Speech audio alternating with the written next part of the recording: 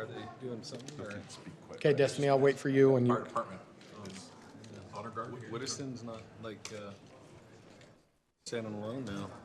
He's got help.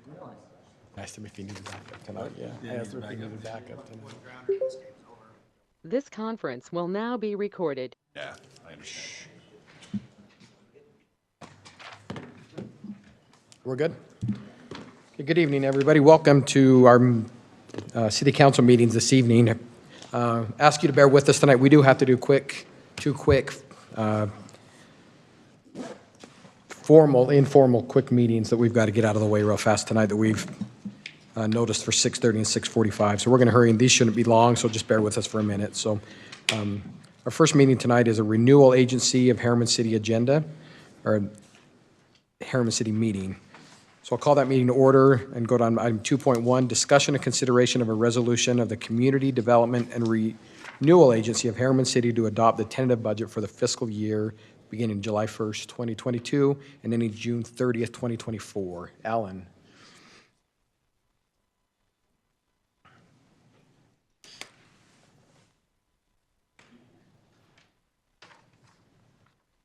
Okay, in the tentative budget that we've presented for you, there is 4 budgets related to this item. They are the Harriman Town Center CDA, the Harriman Business Park CDA, the Anthem Business Park CDA, and the Innovative District CDA.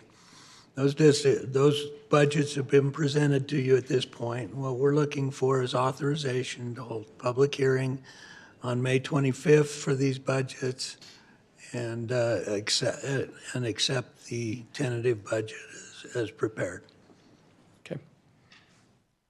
Perfect. Any questions or comments? Or I'll look for a motion. Motion to approve resolution number R2022-03, acknowledging receipt of a proposed budget for the fiscal year beginning July 1, 2022, and ending June 30th, 2024, and setting a date for a public hearing. Motion by Steve. Second. Second by Jared. Steve? Yes. Teddy? Yes. Jared? Yes. And I'll vote yes. Look for a motion to adjourn. Motion to adjourn the Community Development and Renewal Agency of Harriman City and meeting. Motion by Steve. Second. Second by Teddy. All in favor? Aye. Thank you, guys. Okay, we'll move to our second meeting here. Harriman City Safety Enforcement Area meeting. Alan. Okay, this is a similar item. We have the Harriman City Safety Enforcement Area District, which is a portion of the tentative budget that you have. Again, we're looking for authorization to approve this budget, to schedule it for public hearing, and publish it to the public. Okay, thank you, Alan. I'll look for a motion from council. You go, Teddy. I'll make a motion to approve resolution number R22-01, acknowledging receipt of the proposed budget for the fiscal year beginning July 1st, 2022, ending in June 2024, and setting a date for a public hearing. Second. Motion by Teddy, second by Steve. Jared? Yes. Teddy? Yes. Steve? Yes. And I'll vote yes. Okay, look for a motion to adjourn. So moved. Second. Motion by Steve, second by Jared. All in favor? Aye. Thank you, everybody. Okay, with that, we will move into our general meeting. Thank you for bearing with us tonight. We'll start with item 4.1 tonight, a Pledge of Allegiance tonight by Lisa and Jones Edstrom.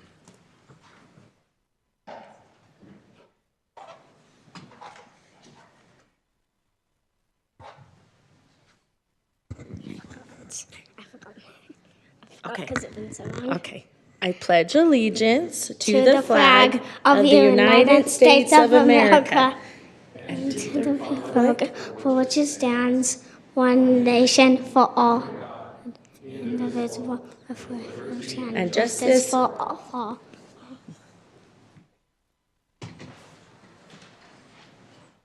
Thank you, Jones. I appreciate it. Good job, bud.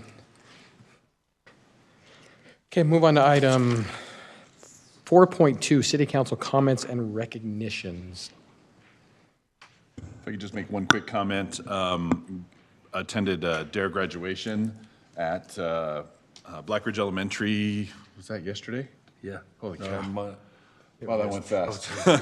Yesterday, and it was just, it was awesome to see the impact that that's having in those young kids' lives. My son attends Black Ridge and was part of the 5th grade class that was graduated from DARE yesterday, and it's had a big impact on him. We've had good discussions at home because of it.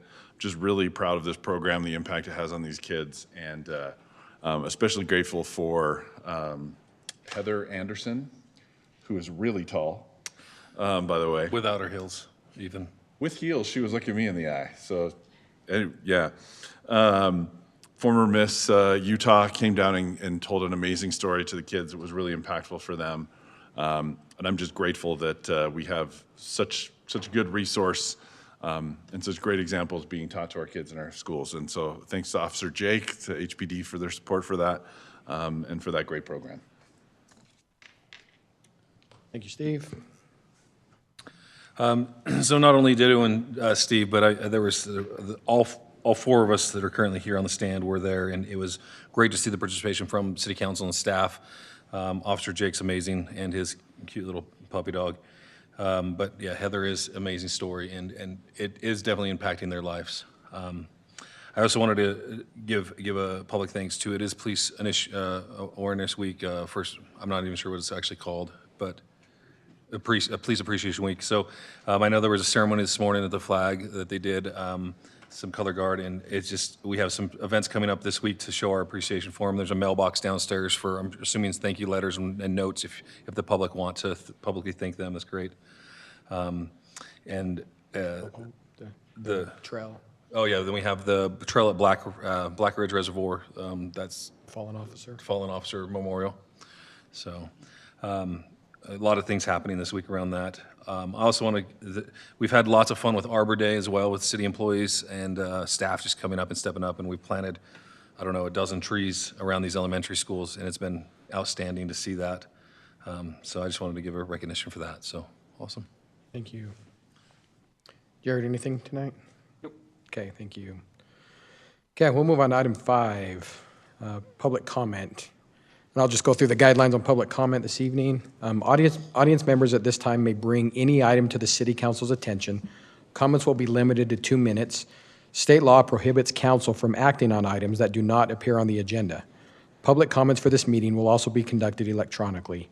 Any person interested in addressing the council may submit a comment by emailing recorder@harriman.org or by visiting harriman.org/agendas and minutes, where there's a link to fill out an online public comment form. Your statement will be incorporated into the public record. Mr. Mayor, if I could just make one point of clarification here. There is an additional public hearing for item 7.1 regarding the consideration of vacating a horse trail easement.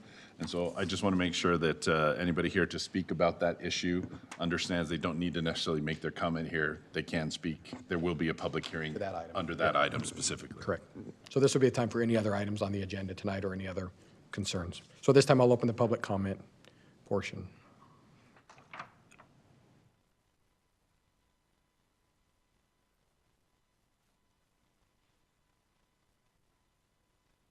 If you'll just state your name. Yep, just state your name. Anything tonight, right? What's that? Anything on the thing, right? Anything, Yep, Anything you want. Yep. Okay. I am going to do 9.1 on the agenda. So my name is Jennifer Couture. Thank you, council members, for your presence here tonight. I appreciate the opportunity to participate and voice my concerns on this very important decision that impacts our residents. I have raised my family here since 2007 and experienced our extreme growth, both good and not so much. One of the major draws the city offered for my husband and I as we were choosing where we wanted to raise our family was its trails and parks, and we use them often. These are very important and needed. They also require appropriate planning, analysis, and oversight to make sure that they include essential things like parking and bathrooms. This is where the Planning Commission's vigilance is a huge asset to our city.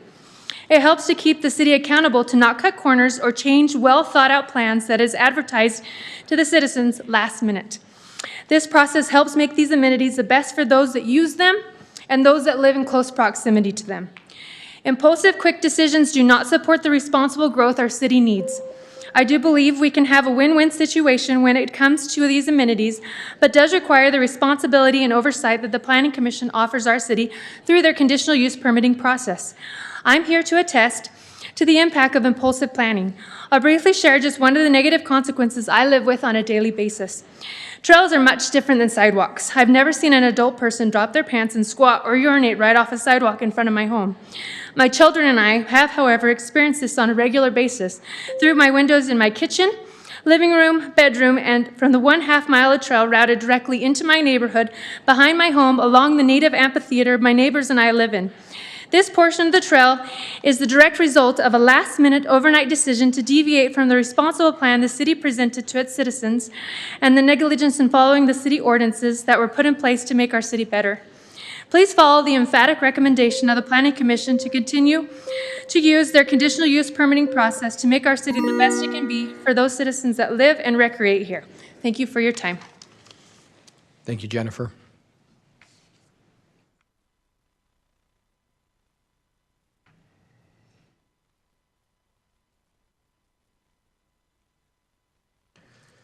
Okay, seeing no other public comment at this point, we'll move on to item 6, City Council Board and Committee Reports.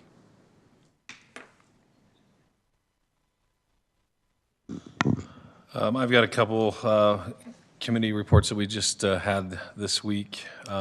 We met with the Veterans Committee. We're super excited for the 3 or 4 events we have coming up. We have the Memorial Day breakfast coming up on Memorial Day. If you haven't attended that, it's a very wonderful event.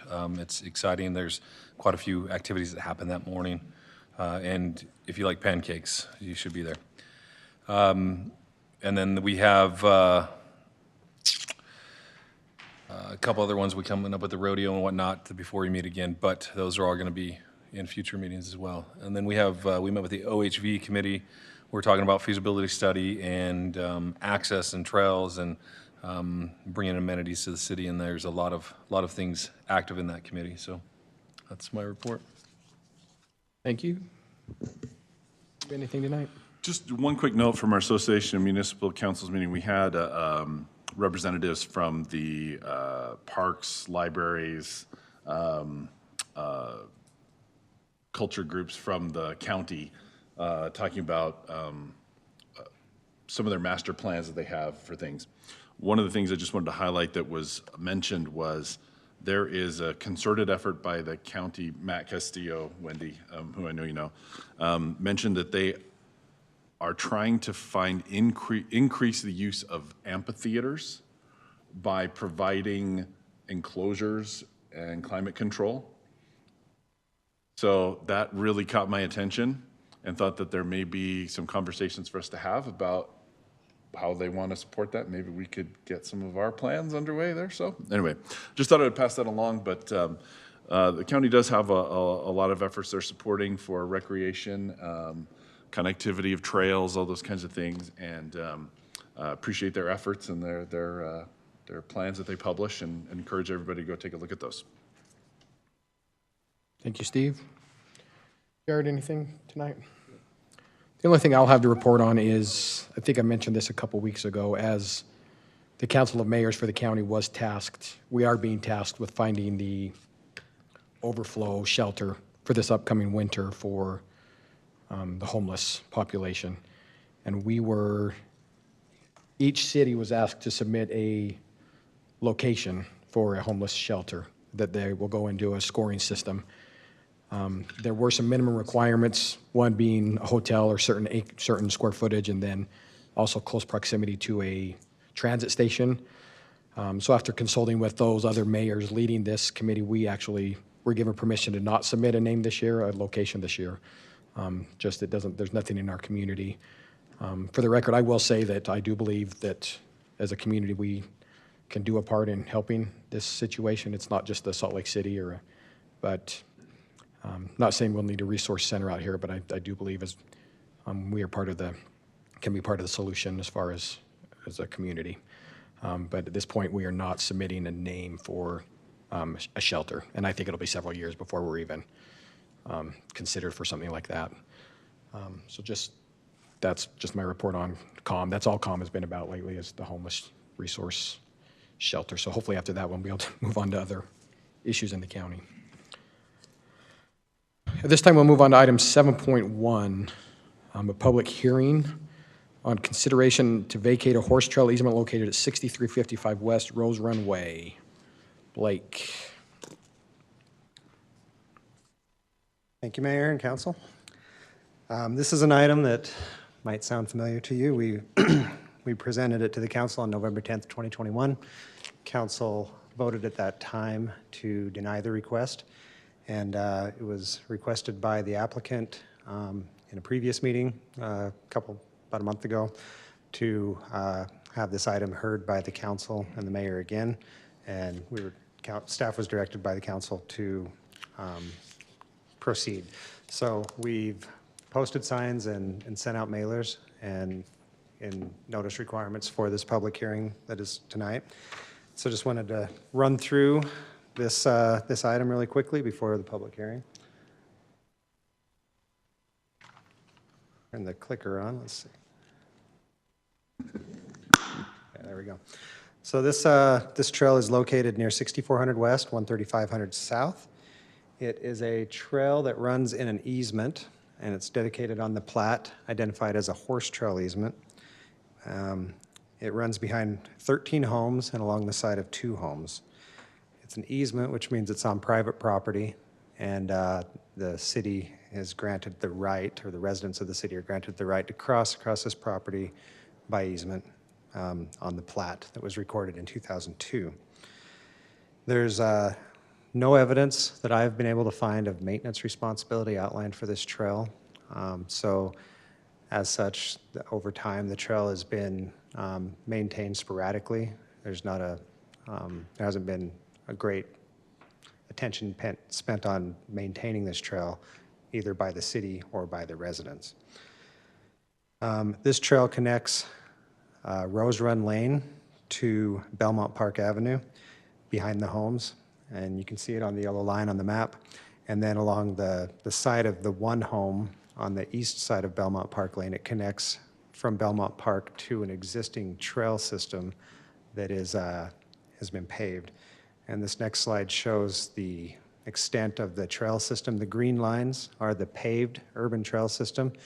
All of those trails are located within property owned by the city. And so the yellow line represents the trail that we're talking about tonight. And that's the only trail identified on this map that is located within an easement.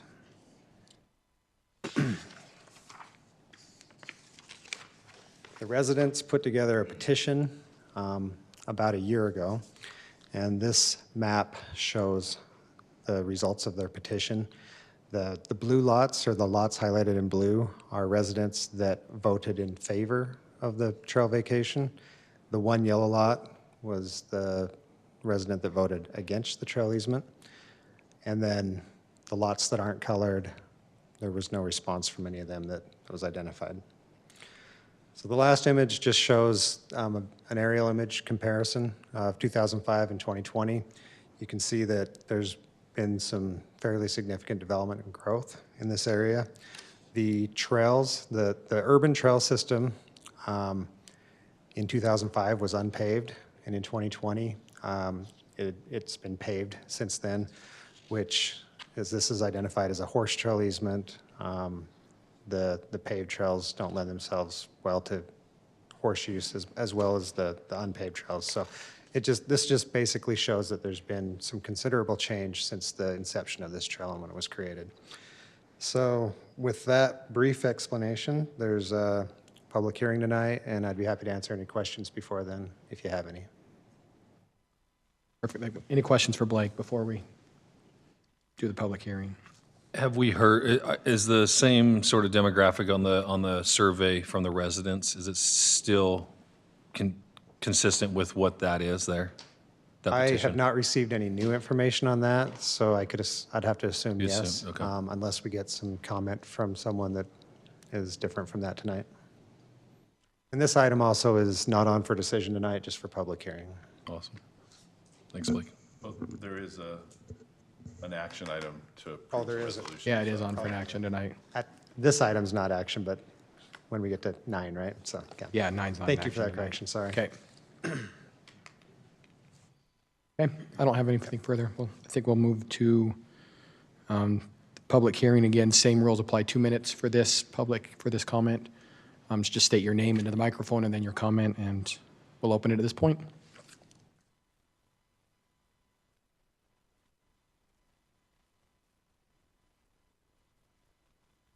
My name is, excuse me, Greg Polson. I live at 13657 South Belmont Park Avenue.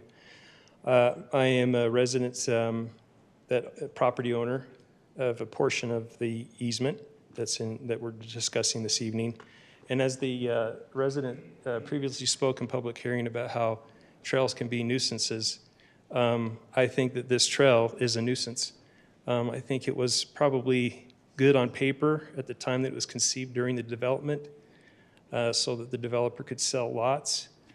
But I think in reality, many years later, after living here for almost a decade, it's really not practical for a horse easement.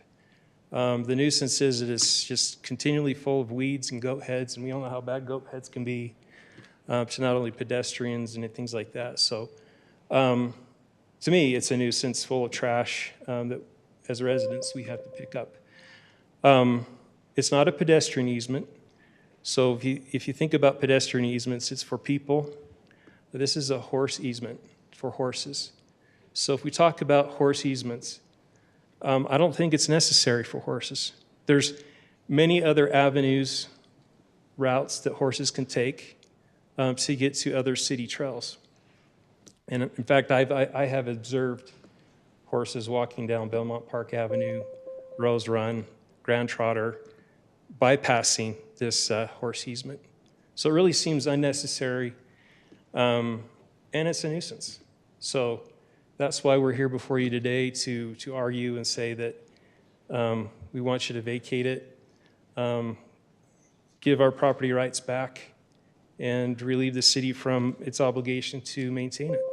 Thank you. Thank you, Greg.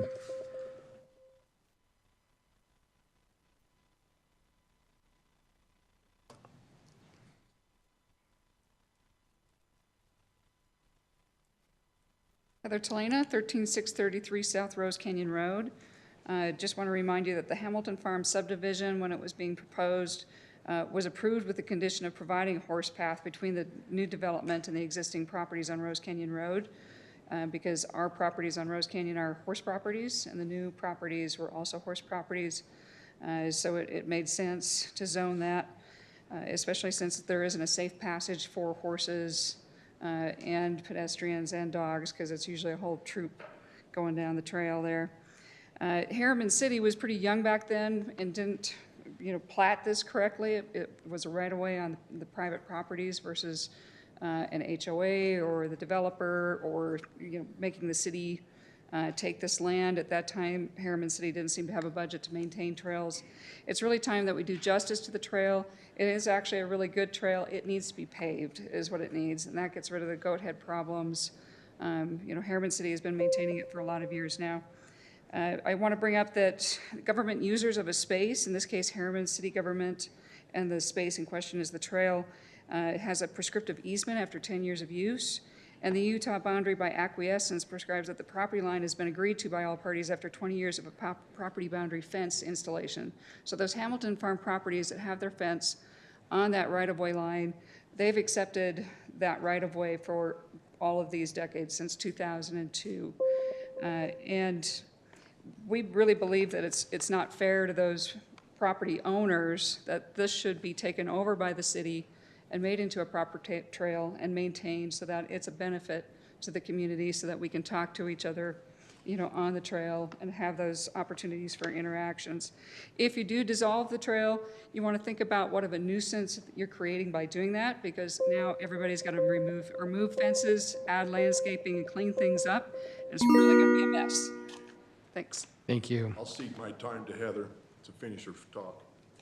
Can you do that? You bet. So ceding that property back. What that does is you've got to hire a contractor to move your fence unless you're able to move it yourself. They're scarce, they're expensive right now. The same with the landscaping. You'd be putting in lawn, probably, with irrigation, with water as an issue. There's actually one property, and it happens to be my property, it's not going to work all that easily. There's a big grade change, about 3 feet between me and the guy east of me. And in order for him to come back and grab that 10 feet, he'd be building a retaining wall. It would affect my trees, because I have trees planted along that path. I wouldn't be able to access my trees for maintenance because I have my horse corral on my side of the trees. And so that would really be a disaster as well. There's also a storm drain swale that runs through my property, that there's an easement on my property. And there's a storm drain that runs underneath his property. It starts at the trail at that low spot, that dip. And so that would also be an issue because that would be expensive to extend that storm drain culvert across that 10 feet. So Hamilton's side would be responsible for all of those costs. The Rose Canyon side would not be responsible for those costs. And if it was vacated, we'd want to see that corrected within a timely manner, 6 months to a year, no longer. Typically, how that's handled, it's like a sidewalk. You have a sidewalk bond. I don't know if those Hamilton farm owners, property owners, really want to put up a bond, spend the money, and go grab that 10 feet that has been in the public way for the last 20-something years. It's going to be expensive. And so you're going to get this patchy, spotty, so you're going to still have these weed spots, and then you might have somebody that actually does something because they've got money to do it, and it's just going to be terrible. It's going to be way worse than having a trail that does get maintained by the city right now. Let's just pave it. It'll be much better for everybody. Thank you. Thank you.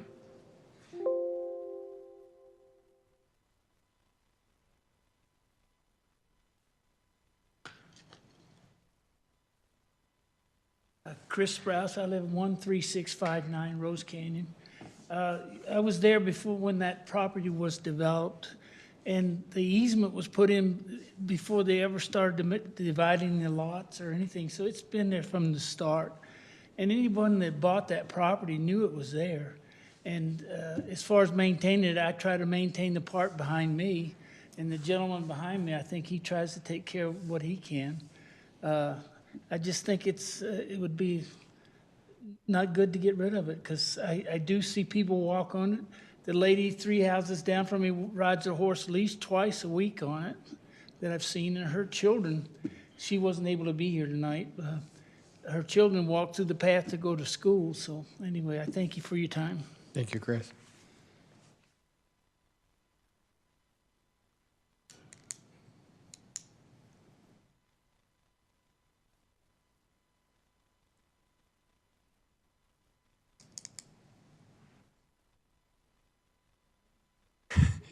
Under the weather today. Blake, if my wife heard you say that she did not maintain that trail, I don't think you'd like the answer. I'm just going to start with that because it is maintained.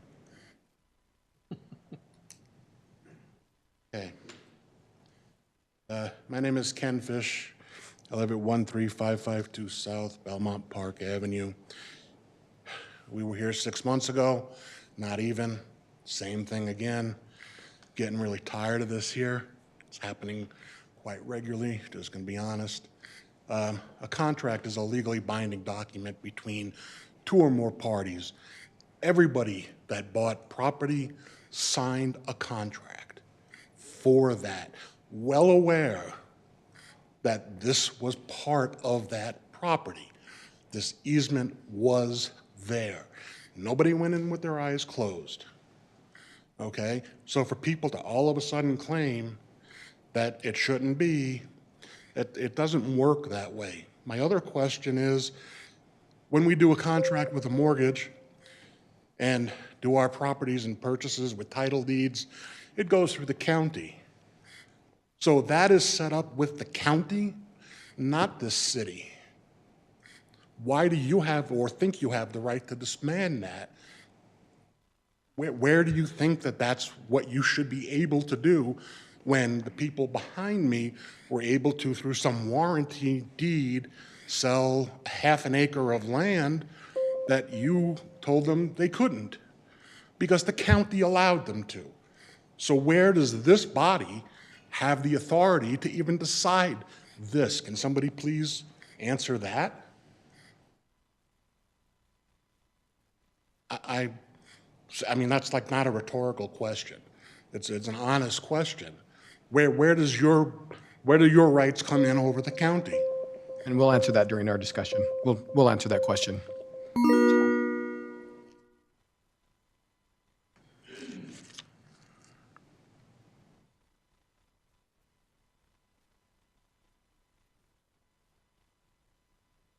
Hi, my name is Cody Nowling. I live on 13622 South Belmont Park Avenue. My house, I would gain that extra little bit area. I'm directly behind this lady right here that was talking about her trees and that.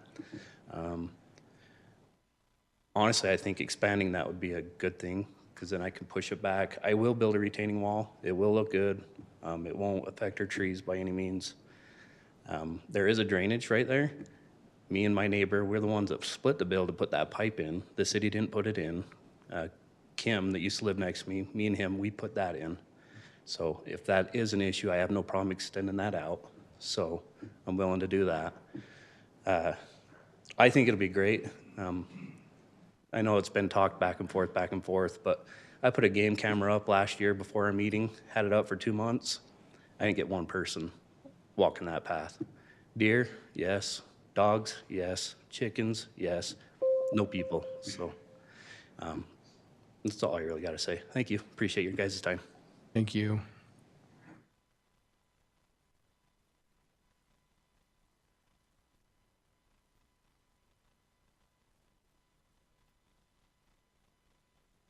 My name's Kenny Alton, 13658 South Belmont Park Avenue.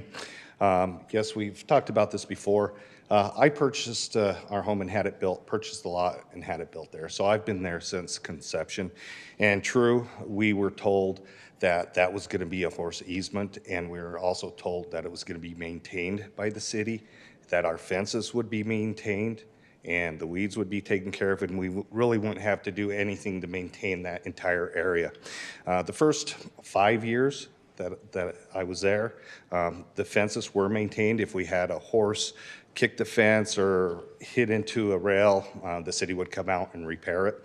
The trails were taken care of as far as weed control and stuff like that. But the last 10, 12 years, it has not been done. I've had to call the city several times to come out and take care of weeds that were, hip high and so forth.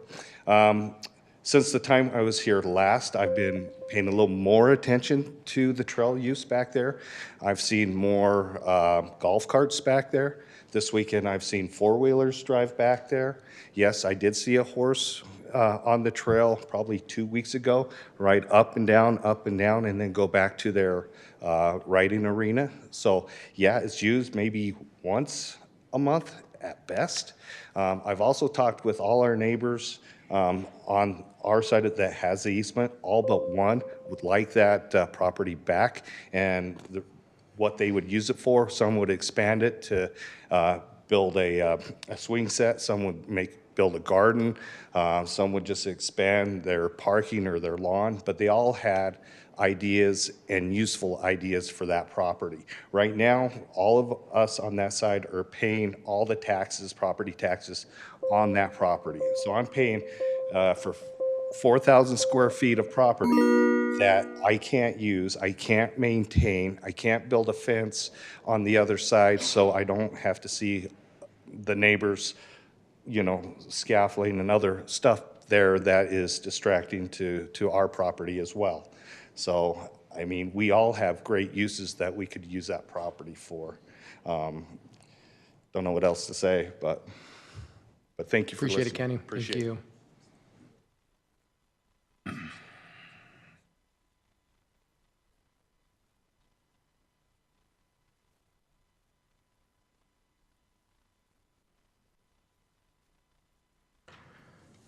Okay, seeing no further comment at this time, I'll look to a motion to close the public hearing.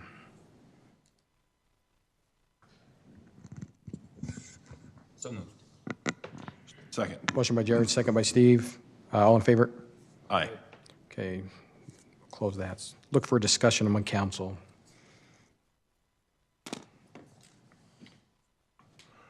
I'm looking to the new guys. My opinion hasn't changed from 6 months ago. I know Sherry's hasn't, she's not here, but. Right. So this is in my district, and I've had several phone calls from both sides. Most of the people I've talked to on the phone have been here in person. Lots of the same discussions and topics brought up.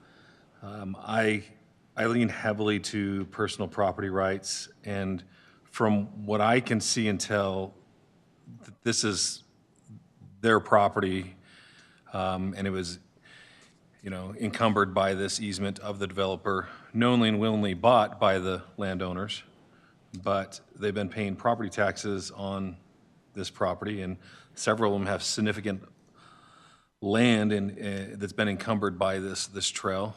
And from what we've discussed is the maintenance has been irregular, if non-existent, and mostly the burden of the owners or the landowners east and west of this property. A couple things that Heather brought up, and I haven't had time to talk with Chase about these, but the property fence boundary limitations or the use permits, or how does that read, or what is your advice? Like, if it's been fenced off for 20 years, is that prescribed as public lands or an easement set apart, or? So a boundary line adjustment by acquiescence does require a 20-year period. When was this put in? 2002. So you are coming up on that period, but that's not something that involves the city. That is eastern property owners making a claim of acquiescence against western property owners. Correct. Right? Or, I'm sorry, flip that. Western property owners against eastern property owners. And it really depends upon where the fence line is. A boundary by acquiescence claim requires that there be a monument or something signaling where that boundary line is being adjusted to.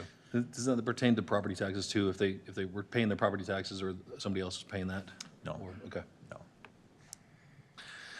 And from my understanding, the original intent from the developer was to take 50-50, right? From north or east and west and make that, and that would be a more reasonable request.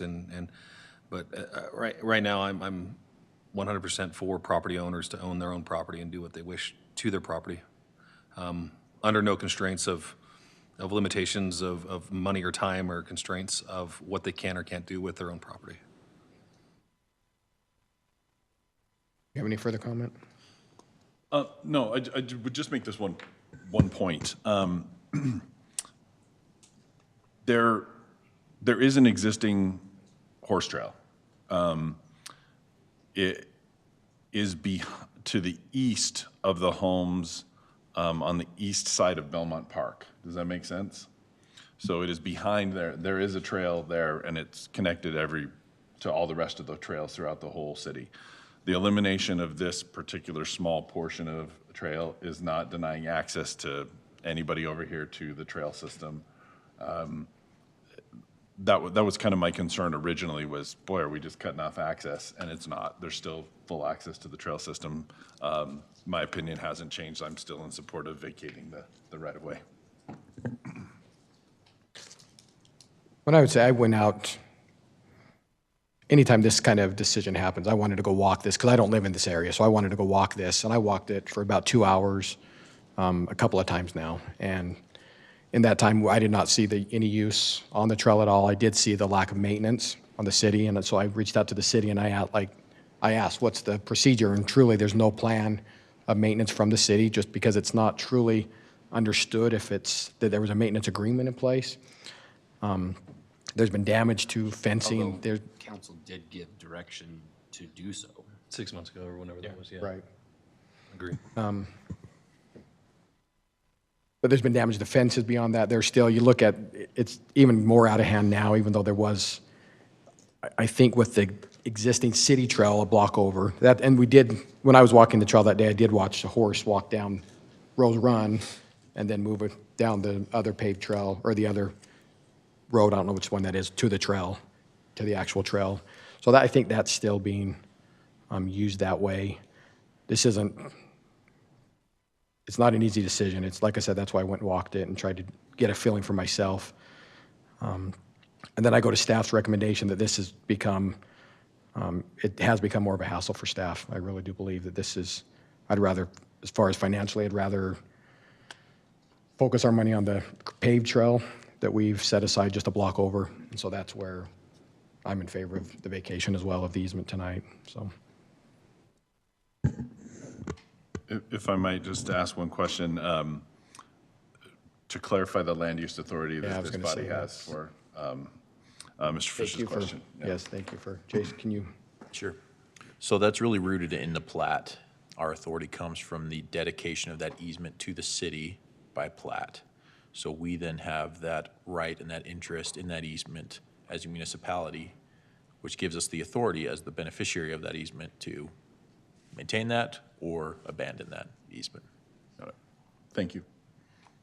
And I might further add here, I think there's been a big concern in the community about agricultural rights being, protected. And I just want to emphasize, to me, this is more about, there is an agricultural use a block over, and that's, I think we're still, by doing this, I still think we can protect those agricultural values in the community over there, by also, I think, making the right decision and giving this back to the property owners and honestly taking this off of staff's plate right now. I think there's a lot. This is just. And Mayor, this is also part of our area that we talked about in our general plan to leave in the agricultural zone, this swath of land around Butterfield and that kind of area, so. Okay. Can I clarify one thing, Mayor? Yes, please. So if your motion is tonight to abandon that, I just wanted to make clear that we're not giving anything back, right? This is property that these individuals own. Correct. That we have a right to access through an easement. So we are simply abandoning that right to access their property. Not, just wanted to make that clear for the rest of the public that may be listening. They're not getting any extra property from the city. This is Correct. simply just an abandonment of our right to access their property. Correct. Thank you, because I get that all the time. Right. Okay, well, I think it's pretty, so I'll look for a motion at this point. I think we know where we stand. I'll make a motion to approve resolution number 16, approving the vacation of a public horse trail easement over private property located at or near 6355 West Rose Run Way. Second. Motion by Steve, second by Teddy. Jared? No. Steve? Yes. Teddy? Yes. And I will vote yes on that. That motion carries. Thank you all for being involved, though I know this isn't an easy decision. I appreciate everybody being here and speaking to this, and thank you. We'll move on to item 8.1. Item 8, sorry, the consent agenda. Just look for a motion on the consent agenda or discussion. Motion to approve the consent agenda as written. Motion by Steve. Second. Second by Teddy. Steve? Yes. Teddy? Yes. Jared? Yes. And I'll vote yes. That motion. Mayor, was that motion for item 7.1? Yes. Did you read that correctly? I don't know. Did Did I? you catch, you caught that? You said they voted? No, 9.1 is a different item. It says right. 9.1 It is is later. 7.1. 7.1. Sorry. We're okay? You were okay. Okay. 9.1 is an amendment to Title 10. Yeah. This was a vacation of the right-of-way easement. Yep. Okay. Blake was texting. Okay. Or sleeping. Just kidding. I was texting, that's the joke, so. Okay, we'll move on to item 9.1, discussion and consideration of amendments to Chapter 10-3 to specify trails in the definition of a public park, and Chapter 10-16 to allow a public park as a permitted use in all agricultural, residential, recreational, and MU2 mixed-use zones in city code. Clint? Good evening. So the matter before us tonight is regarding public parks and how they're implemented. As it was proposed, this is just a step in efficiency in implementing public park improvements and locations and such. There's two requests with this proposal tonight. The first one is to include a trail specifically as a public park. It has been the interpretation of the ordinance thus far, but we wanted to clarify that. So that's the first part of it. The second part is to amend the land use table. The land use table that's before you tonight, this was what was taken to the Planning Commission and presented to them, showing a public park as a permitted use in all zones except the commercial and manufacturing zones and one of the MU zones. The Planning Commission, upon their consideration, their motion was to change this, to accept the trails as a public park in a definition, but to keep the parks as a conditional use through all zones in the city, including the commercial and manufacturing. And I think it's important to note that as part of this process, the city is implementing a city policy for all public parks, which will go through the same public kind of process. There'll be notifications sent out to residents within 300 feet of the property. It'll be a public hearing at the city council, and then the Planning Commission will also hear it in a work session meeting, so not in an open public hearing meeting, but in a work session meeting for their consideration and input. So this is the zoning map of the city. This is to kind of just help understand where the residential and commercial zones are in terms of where the original application was in terms of permitting these types of uses. The commercial is shown in red, and the manufacturing is going to be in gray. So most of the city falls within the purview of the recommended ordinance change. This is the open space map. The darker blue is the established parks. This kind of lighter blue to the south, that's mostly the foothills where the trails are located. And then as part of all of this, there is the parks, that master plan, which shows future parks development throughout the city, which is available to the public right now as well. So that being said, just to go over what the Planning Commission recommended was, again, accepting trails as a public park, and then including public parks as a conditional use in all zones, as opposed to permitted uses in all zones. So if there's any questions, I'm glad to answer what I can. I just want to clarify something, because I think there's been a misunderstanding about, even one of the comments earlier was that somehow we would be having an impulsive or quick decision, that somehow this process would be very greatly varied from what the Planning Commission has been doing regarding this. And I just want to clarify, as you stated, this would have notification, public hearing, commentary. The Planning Commission would still review and forward their comments via report to us. It's just when something like this is going to be implemented in the city, and it's going to be a budgetary item to create and maintain and establish the amenities associated with this item, this is the body that makes the decisions over those budgetary concerns. I really don't like public funds being spent when they're not allocated by the elected officials. And that's why I'm in support of it, mainly because of the budgetary concerns about it. But this is not a shortcut process.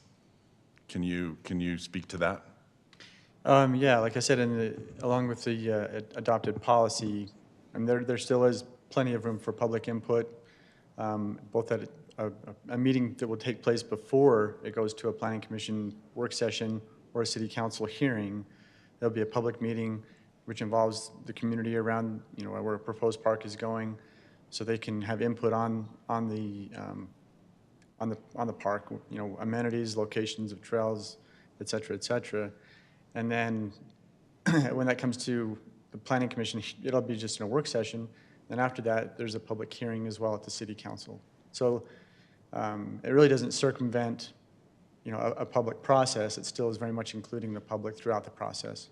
If anything, it extends it and brings it to the proper authority to spend public funds, which that's the issue that we've been talking about for a long time, is that while we appreciate what the Planning Commission does and we want their recommendation, which that will still be the process, this is the body that decides how much money to spend on what things and when and how.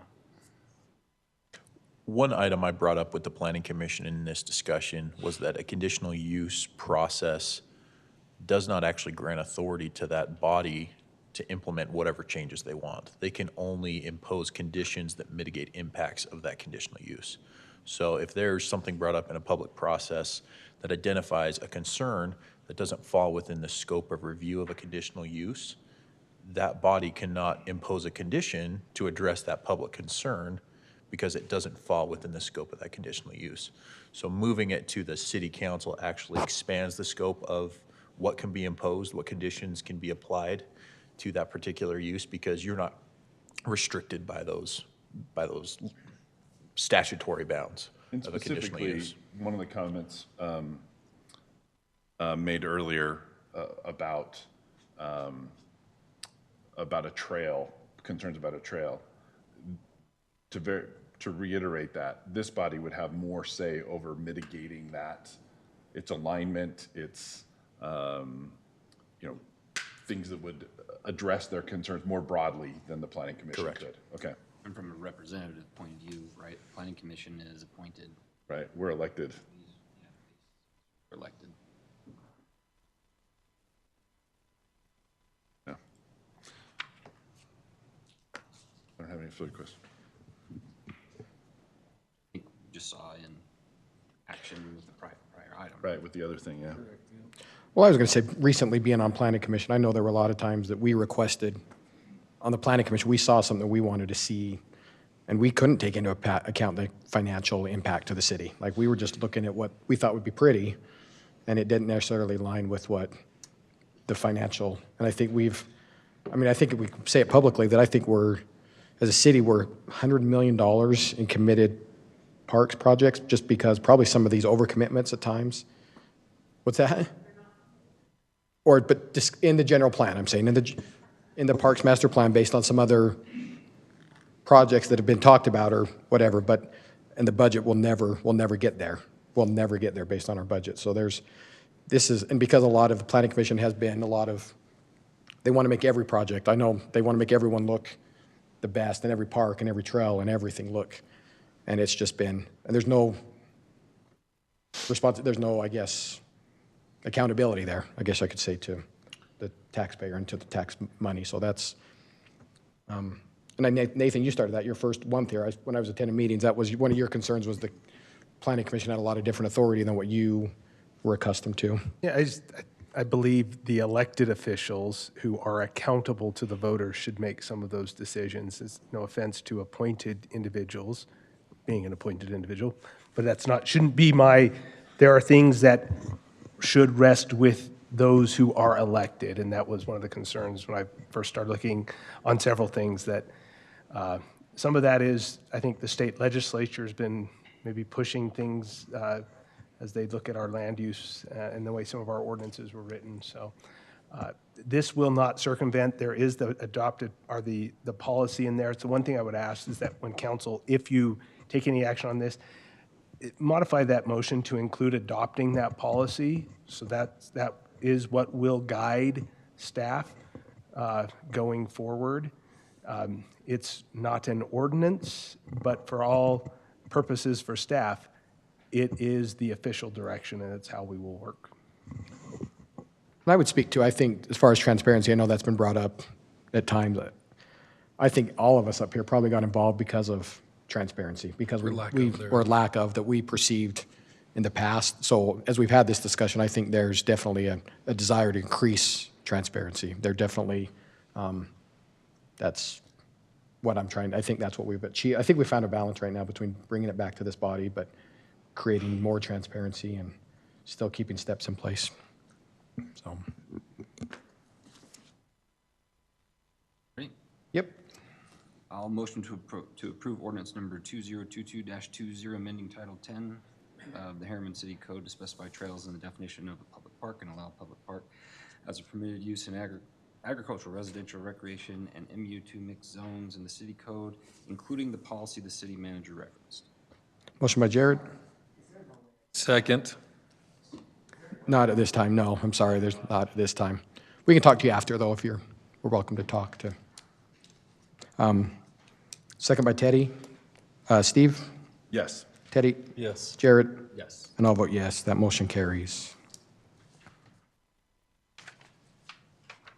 Okay, we'll move on to item 9.2, discussion and consideration of a resolution to approve the tentative fiscal year 2022 to 2024 Harriman City budget and the amended fiscal year 2021-2022 Harriman City budget, and request to schedule a public hearing.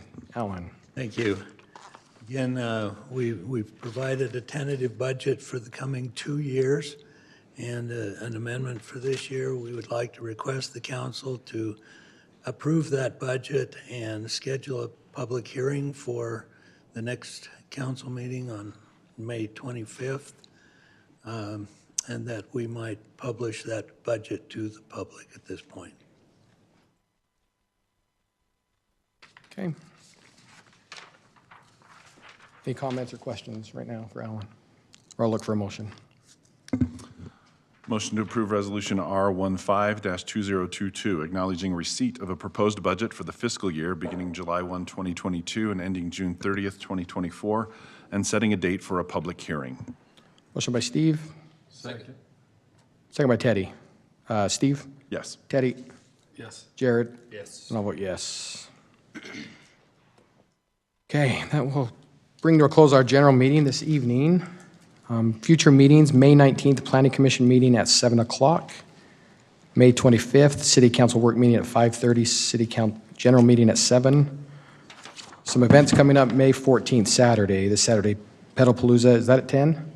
Or is that 9? I think it's, the time's wrong. I believe it's at 9. Is it 9? At 9 o'clock, so that is at 9 o'clock. May 16th, Hungry Harriman out front here at Crane Park. May 19th, community fishing classes at Cove Pond. And May 23rd, again, Hungry Harriman out here in front at Crane Park. Any other events? We got the memorial breakfast is the 21st? 30. Or 30. Oh, sorry. Yep, the 30th. 30th. And that's at what time? 7? Start serving at 7. And then move over at 9. Okay. We've also got Providence Hall graduation on the 27th of that Friday, so your students go there. Okay. Okay, at this point, I'll look for a motion to temporarily recess and go into, do we have closed tonight? Any closed items? We do have closed items. We'll have to go back in. So we need to go back into a work meeting first. I'll make a motion to adjourn our general session and move back into a work meeting. Second. Motion by Teddy, second by Steve. Roll call? Roll call vote? Better safe than sorry. We'll do a roll call. Jared? Yes. Teddy? Yep. Steve? Yes. And I'll vote yes. We'll move back into our work session. Thank you, everybody. Council, I would encourage you just to go. Yep. Yeah.